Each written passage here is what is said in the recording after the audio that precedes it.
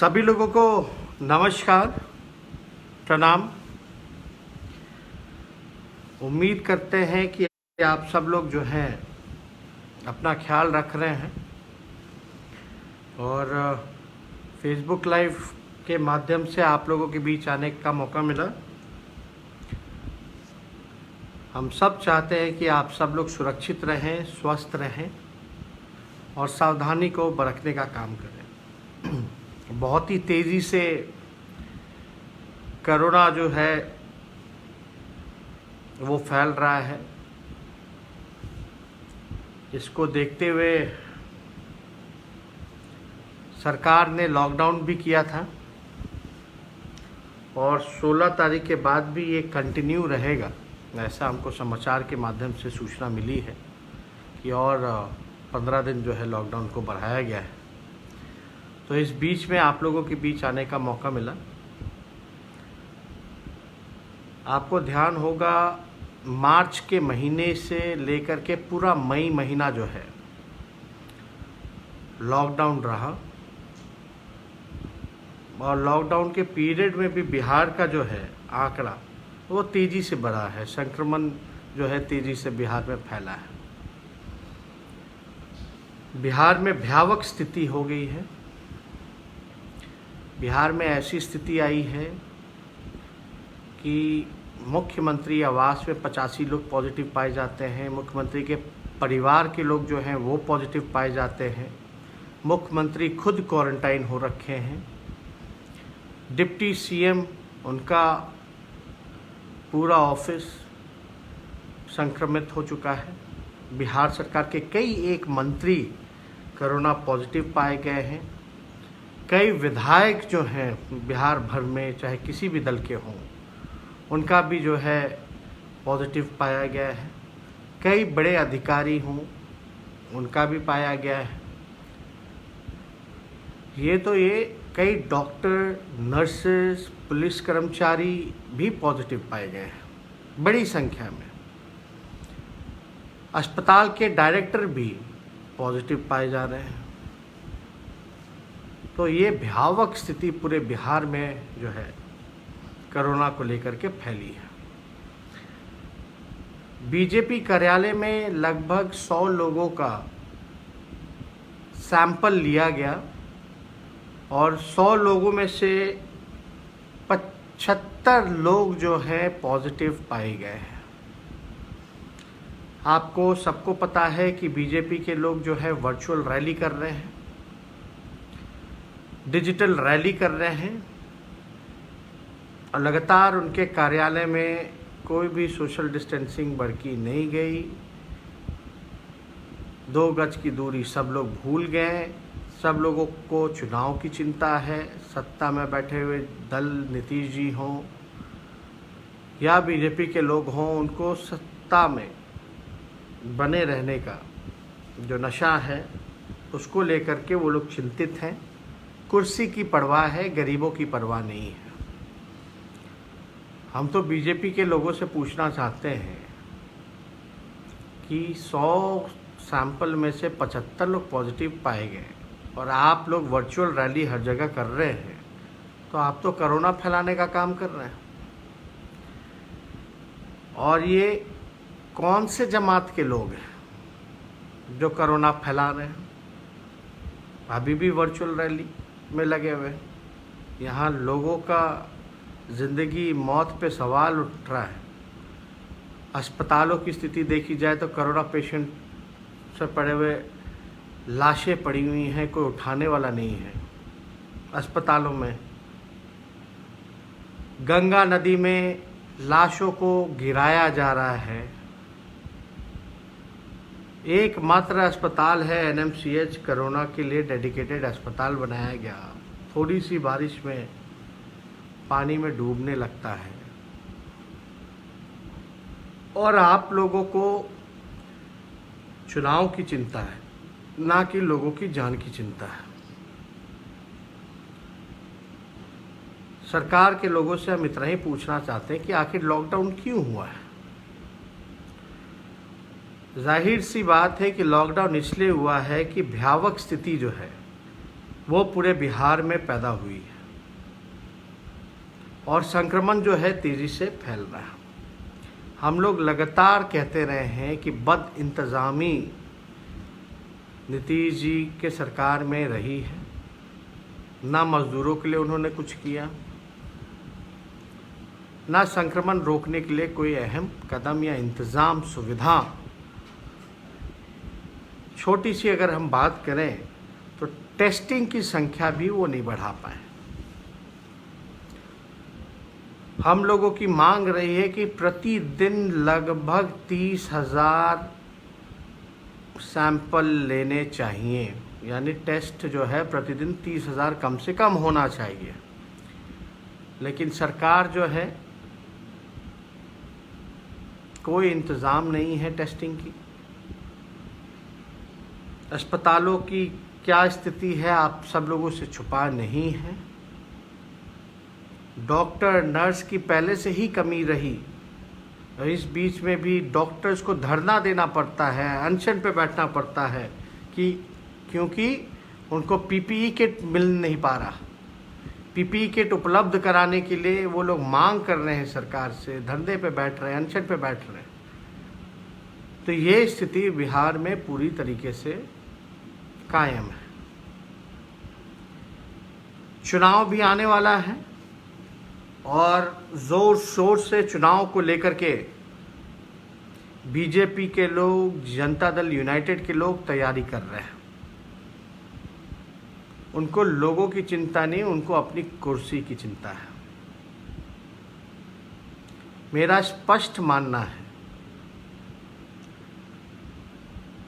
कि कोरोना के आड़ में बेईमानी नहीं होनी चाहिए।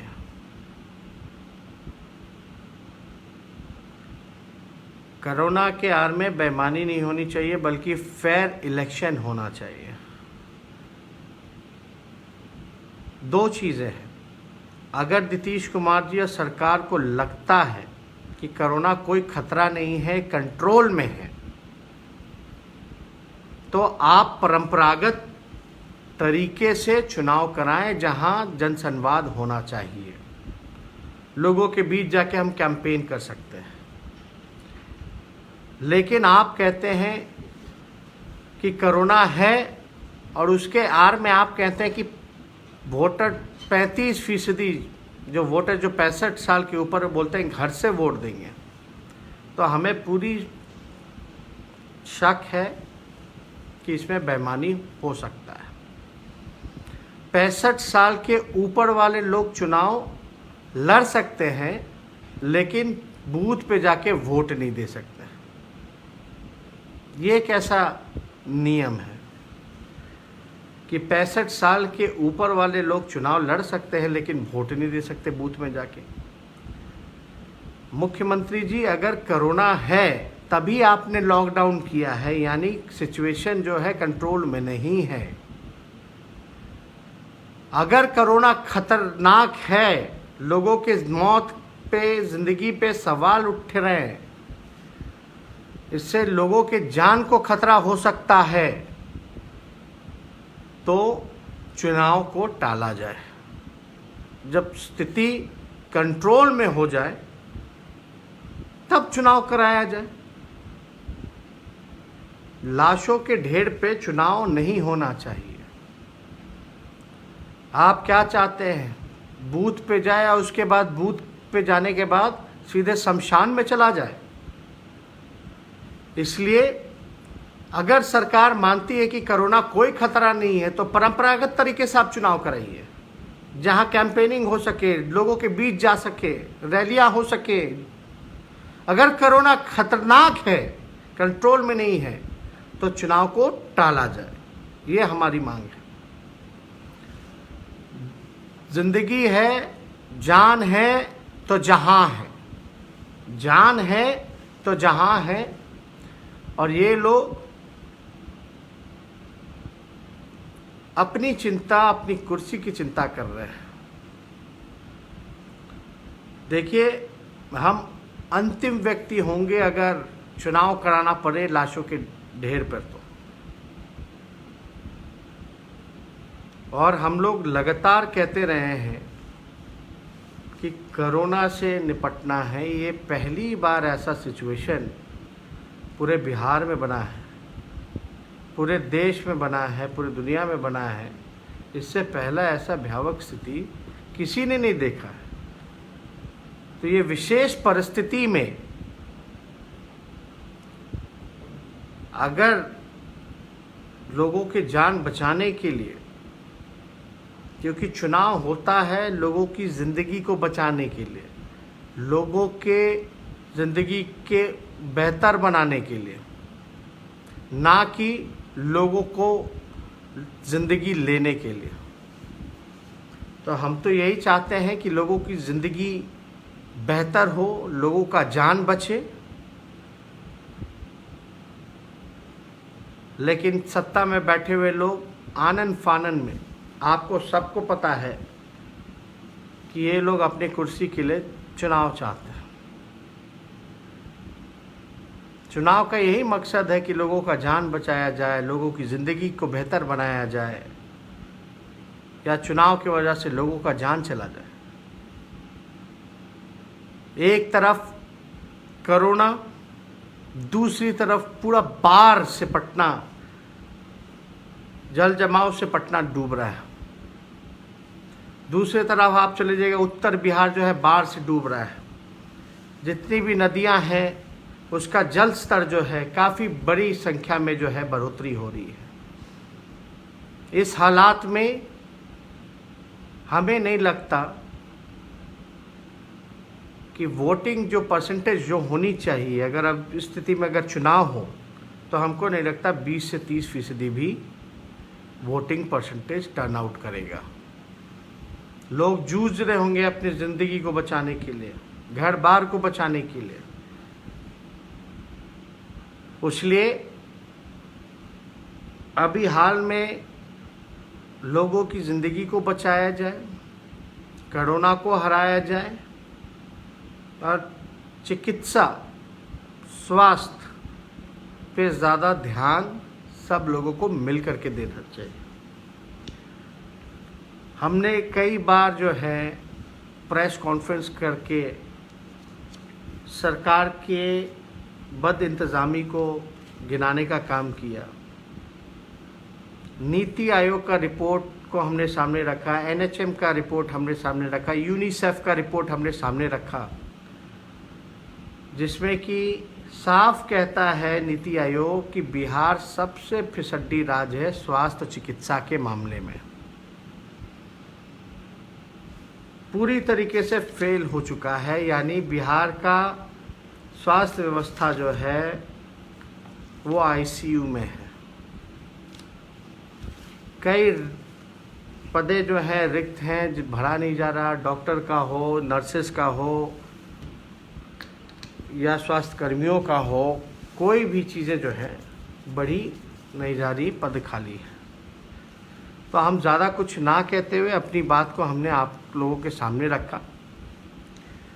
अब बीजेपी के लोग जो हैं वर्चुअल रैली करके जो है वो कोरोना फैला रहे हैं। आपने देखा होगा कि लगातार जो है 100 में से 75 लोग जो है पॉजिटिव पाए गए। ये कौन से जमात के लोग जो हैं अभी भी सुधर नहीं रहे, लोगों की फिक्र नहीं है। इसलिए आप सब लोगों को हम धन्यवाद देते हैं कि आप लोगों ने फेसबुक पे आप सब लोग जुड़े, बातों को सुना,